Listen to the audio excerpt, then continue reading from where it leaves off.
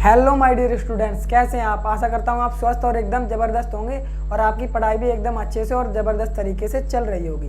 तो हम पढ़ने वाले हैं कक्षा 10 की रासायनिक विज्ञान का अध्याय 1, जिसका नाम है रासायनिक अपक्रिया तथा समीकरण। इसका भाग 1 हम पढ़ चुके हैं, जिसमें हमने पढ़ा था रासायनिक अपक्रिया क्या होती है और रासायनिक समीकरण क्या होती है। और इसका आज हम पढ़ने वाले हैं भाग 2, जिसमें हम पढ़ेंगे रासायनिक अपक्रियाएं कितने प्रकार की होती हैं, कौन कौन सी होती हैं, ये सब हम विस्तार से देखने वाले हैं। चलिए बिना देरी के वीडियो की शुरुआत करते हैं और पढ़ते हैं पहली रासायनिक अपक्रिया।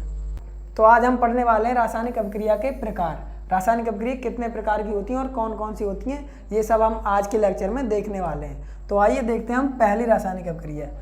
पहली रासायनिक अपक्रिया है संयोजन अपक्रिया, जिसे हम इंग्लिश में कहते हैं कॉम्बिनेशन रिएक्शन।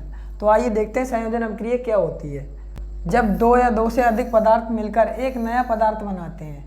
जब दो या दो पदार्थ आपस में मिलकर एक नया पदार्थ बनाते हैं जो गुण और धर्म में पहले वाले पदार्थ से अलग होता है, इसी को हम संयोजन अपक्रिया कहते हैं। या फिर इसे हम कह सकते हैं जब दो या दो से अधिक पदार्थ संयोग करके आपस में मिलकर नया पदार्थ बनाते हैं, उसे हम संयोजन अपक्रिया कहते हैं। अब आइए इसको हम उदाहरण द्वारा और अच्छे से समझते हैं। तो इसका उदाहरण देख लेते हैं हम। जब हम कैल्शियम ऑक्साइड CaO की क्रिया H2O जल से कराते हैं, तब कैल्शियम हाइड्रोक्साइड बनता है। जब हम कैल्शियम ऑक्साइड की क्रिया जल से कराते हैं तो क्या बनता है, कैल्शियम हाइड्रोक्साइड बनता है। यहाँ पर हम अपक्रिया क्या कराते हैं, यहाँ क्या होता है, हम दो तत्वों को लेकर अपक्रिया कराते हैं और अपक्रिया के बाद एक नया तत्व बनता है जो गुण और धर्म में पहले वाले तत्वों से अलग होता है। तो ये होती है संयोजन अपक्रिया। तो अब आइए नेक्स्ट अपक्रिया देखते हैं। नेक्स्ट अपक्रिया है हमारे पास अपघटन अपक्रिया, या फिर हम इसे इंग्लिश में बोलेंगे डिकम्पोजिशन रिएक्शन। आइए इसे देखते हैं हम अपघटन अपक्रिया क्या होती है। जब एक यौगिक टूटकर दो या अधिक पदार्थ बनाता है, उसी को हम डिकम्पोजिशन अपक्रिया या फिर अपघटन अपक्रिया कहते हैं। जब एक कोई यौगिक होता है वो टूटकर दो अलग अलग भागों में विभाजित हो जाता है या फिर दो अलग अलग नए पदार्थ बनाता है, उसी को हम अपघटन अपक्रिया कहते हैं। अब आइए इसे हम उदाहरण द्वारा और अच्छे से समझते हैं। तो इसका उदाहरण है हमारे पास, जब हम कैल्शियम कार्बोनेट की अपक्रिया कराते हैं तो ये टूटकर दो अलग अलग यौगिकों में विभक्त हो जाता है और एक बनता है कैल्शियम ऑक्साइड और दूसरा बनता है कार्बन डाइऑक्साइड गैस। तो ये क्या होता है, कैल्शियम कार्बोनेट दो अलग अलग यौगिकों में टूट जाता है।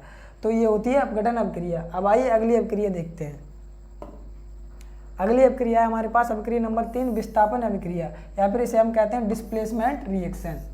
अब आइए इसकी हम परिभाषा देख लेते हैं। जब एक तत्व दूसरे तत्व को उसके यौगिक से बाहर कर देता है और उसकी जगह ले लेता है, उसी को हम विस्थापन अपक्रिया कहते हैं। विस्थापन अपक्रिया में क्या होता है, जब एक तत्व दूसरे तत्व को उसके जगह से विस्थापित कर देता है और उसका स्थान ले लेता है, उसी को हम विस्थापन अपक्रिया कहते हैं। अब आइए इसको उदाहरण द्वारा और अच्छे से समझते हैं। तो इसका उदाहरण देख लेते हैं। जब हम जिंक की क्रिया कॉपर सल्फेट से CuSO4 से कराते हैं, तब जिंक सल्फेट और कॉपर बनता है। तो इस अपक्रिया में क्या होता है, जो जिंक होता है वो कॉपर सल्फेट से कॉपर को उसके स्थान से विस्थापित कर देता है और उसकी जगह ले लेता है, अर्थात ये कॉपर को विस्थापित कर देता है। तो ये होती है विस्थापन अपक्रिया। इसमें क्या होता है, एक तत्व दूसरे तत्व को उसके स्थान से विस्थापित कर देता है और उसकी जगह ले लेता है, इसी को हम विस्थापन अपक्रिया कहते हैं। अब आइए नेक्स्ट अपक्रिया देखते हैं। नेक्स्ट अपक्रिया है हमारे पास द्विविस्थापन अपक्रिया या फिर डबल डिस्प्लेसमेंट रिएक्शन। अब आइए इसके भी हम पहले परिभाषा देखते हैं। जब दो यौगिकों के आयन आपस में बदल जाते हैं, इसमें क्या होता है, जब दो यौगिकों के आपस में आयन बदल जाते हैं, उसी को हम डबल डिस्प्लेसमेंट रिएक्शन या फिर द्विविस्थापन अपक्रिया कहते हैं। अब आइए इसको हम उदाहरण द्वारा और अच्छे से समझते हैं। तो इसके उदाहरण में हम लेंगे Na2SO4 sodium sulphate plus barium chloride BaCl2 की जब अपक्रिया कराएंगे, तब बेरियम सल्फेट और NaCl बनता है। तो इस अपक्रिया में क्या हो रहा है, यहाँ पर जो सोडियम है वो बेरिलियम की जगह ले ले रहा है और जो बेरिलियम है वो सोडियम की जगह ले ले रहा है। ये जो यौगिक हैं दोनों, बेरिलियम और सोडियम, ये आपस में एक दूसरे का स्थान ले ले रहे हैं और उसे अपने स्थान से विस्थापित कर दे रहे हैं। तो ये होती है द्विविस्थापन अपक्रिया। अब आइए अगली अपक्रिया देखते हैं। इसी प्रकार अगली अपक्रिया है हमारे पास ऑक्सीकरण अपक्रिया या फिर ऑक्सीडेशन रिएक्शन। अब आइए इसे भी हम पहले परिभाषा द्वारा अच्छे से समझते हैं। जब ऑक्सीजन का जुड़ना या हाइड्रोजन का घटाना होता है, उसे हम ऑक्सीकरण अपक्रिया कहते हैं। जब किसी अपक्रिया में ऑक्सीजन जुड़ती है और हाइड्रोजन घटती है, उसी को ही हम ऑक्सीकरण अपक्रिया कहते हैं। अब आइए इसको हम उदाहरण द्वारा समझते हैं। इसके उदाहरण की बात करें तो हम जब मैग्नीशियम की अपक्रिया ऑक्सीजन गैस से कराते हैं, तो जो ऑक्सीजन गैस होती है वो मैग्नीशियम साथ जुड़ जाती है और मैग्नीशियम ऑक्साइड बन जाती है।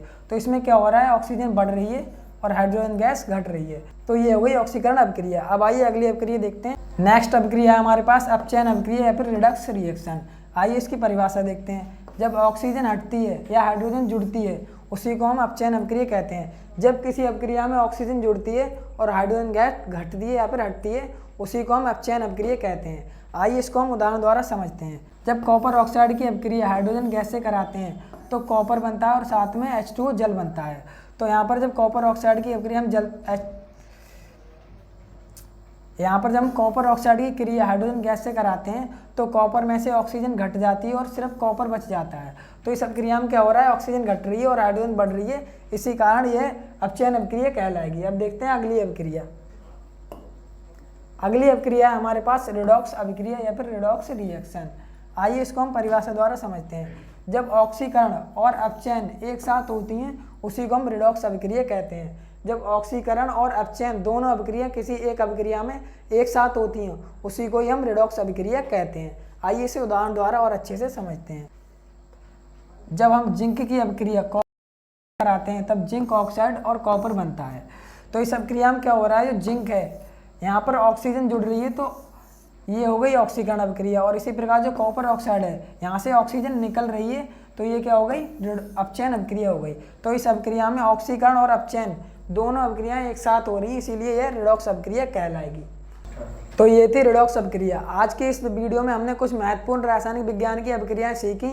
यदि आपको ये वीडियो पसंद आई हो तो वीडियो को लाइक करें और अपने दोस्तों के साथ ज़्यादा से ज़्यादा शेयर करें। और अगर आप हमारे चैनल पर नए हो तो हमारे चैनल को अभी सब्सक्राइब कर लें, जिससे आपके पास हमारी हर न्यू आने वाली वीडियो आसानी से पहुँच सके। चलिए मिलते हैं नेक्स्ट वीडियो में, तब तक के लिए धन्यवाद।